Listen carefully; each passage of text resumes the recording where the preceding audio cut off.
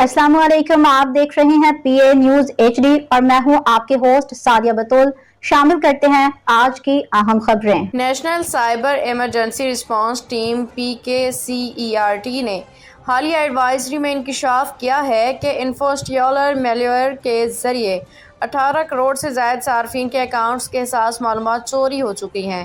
इस data leak में Google, Facebook, Apple, Instagram, Snapchat और हुकूमती पोर्टल्स के सार्फिन मुतासर हुए हैं। सार्फिन के अकाउंट्स की मालूमात इंफोस्टियोलर मेलवेयर के जरिए चोरी की गई हैं। चोरी शुदा मालूमात में पासवर्ड्स, ईमेल एड्रेसेस और दीगर हसास डेटा शामिल हैं।